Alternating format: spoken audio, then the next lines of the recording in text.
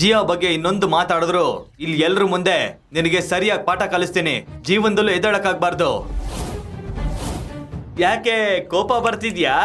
ಜಿಯಾ ನನ್ನವಳು, ಮೊದ್ಲು ನನ್ನವಳು, ಮತ್ತೆ ಮುಂದೆನೂ ನನ್ನವಳಾಗಿರ್ತಾಳೆ. ಜಿಯಾ ಯಾವತ್ತೂ ನಿನ್ನವಳಾಗಿರ್ಲಿಲ್ಲ.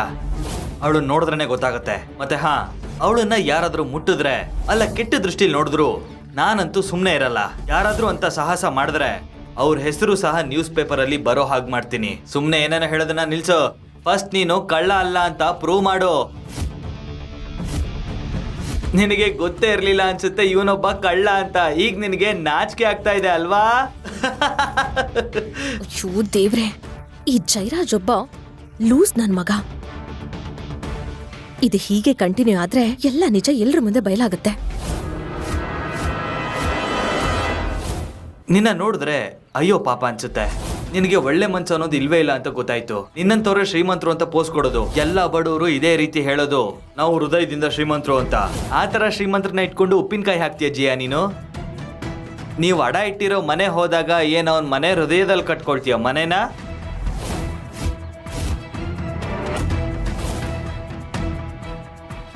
ಹೇಳು, ಯಾಕೆ ಸುಮ್ಮನೆ ನಿಂತಿದ್ಯಾ? ನೀನು ಅಲ್ಲೋಗಿ ವಾಸ ಮಾಡ್ತೀಯಾ?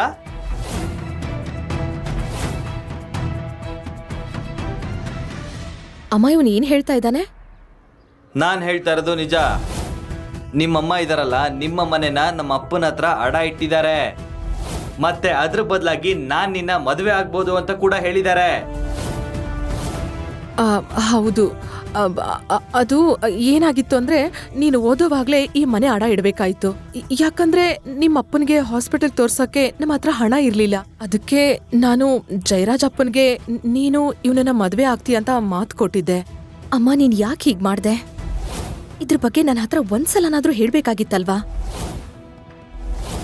ಅಮ್ಮ, ನೀವೇನು ಚಿಂತೆ ಮಾಡಬೇಡಿ. ನೀವು ಕೊಡ್ಬೇಕಾಗಿರೋ ಸಾಲನ ಬಡ್ಡಿ ಸಮೇತ ಇವ್ರಿಗೆ ವಾಪಸ್ ಕೊಡ್ತೀನಿ. ಬೇಡ ಬೇಡ, ನನಗೆ ನೀನು ಕದ್ದಿರೋ ಹಣ ಬೇಡಪ್ಪ. ಸುಮ್ನೆ ಇರಮ್ಮ. ನೋಡು ಇಶಾನ್, ಥ್ಯಾಂಕ್ ಯು. ನೀನ್ ಈಗಾಗ್ಲೇ ನನಗೆ ತುಂಬಾ ಸಹಾಯ ಮಾಡಿದ್ಯಾ. ಇದು ನಮ್ಮ ಮನೆ ಸಮಸ್ಯೆ. ಇದನ್ನ ನಾವೇ ಸರಿ ಮಾಡ್ಕೋತೀವಿ. ಮತ್ತೆ ಭಯ ಪಡ್ಬೇಡ, ನಾನ್ ನಿನ್ನ ಹಣನ ವಾಪಸ್ ಕೊಟ್ಬಿಡ್ತೀನಿ. ಹಲೋ ಶರ್ಲಿ, ನಾನು ಆರ್ಡರ್ ಮಾಡಿದ ಗಿಫ್ಟ್ಗಳೆಲ್ಲ ಎಲ್ಲಿದೆ? ಅಯ್ಯೋ, ಯಾವ ಗಿಫ್ಟು? ನೀನು ಬಂದು ರಿಕ್ಷಾದಲ್ಲೇನೆ ಹೋಗು ವಾಪಸ್ಸು. ಅದು ಕಳ್ಳ ದಾರಿಲಿ. ಮತ್ತೆ ಇನ್ನೊಂದು ವಿಷಯ, ಫ್ಯಾಕ್ಟ್ರಿಯಲ್ಲಿರೋ ಎಲ್ಲ ಕಲರ್ ಕಾರ್ಸ್ನು ಇಲ್ಲಿ ಕಳಿಸು. ಓಕೆ.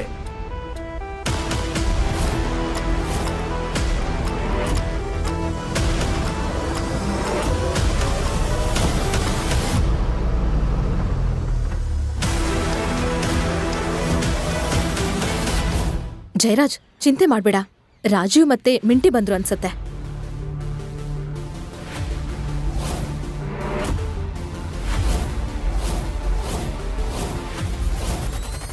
ಸರ್, ನೀವ್ ಕೇಳಿದ ಗಿಫ್ಟ್ಸ್ ಇಲ್ಲಿದೆ.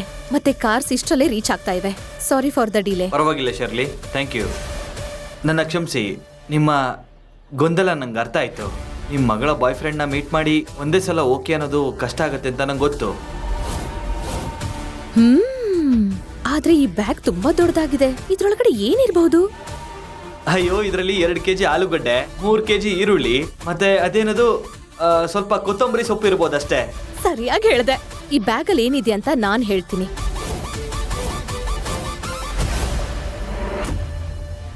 ಈ ಬ್ಯಾಗ್ ಅಲ್ಲಿ 90 ಲಕ್ಷ ಬೆಲೆ ಬಾಳೋ ಕಾರು, 2 ಕೋಟಿ ಬೆಲೆ ಬಾಳೋ ಮನೆ ಡಾಕ್ಯುಮೆಂಟ್ಸ್ ಇದೆ. ಏನು ಏನು? ಇದು ನಿಜನಾ? ನೀವೇ ನೋಡಿ. ನೀನ್ ಏನ್ ಮಾಡ್ತಾ ಇದೀಯಾ? ನನ್ನಮ್ಮ ಎಲ್ರ ಮುಂದೆ ಮುಜುಗರಕ್ಕೊಳಗಾಗ್ತಾರೆ.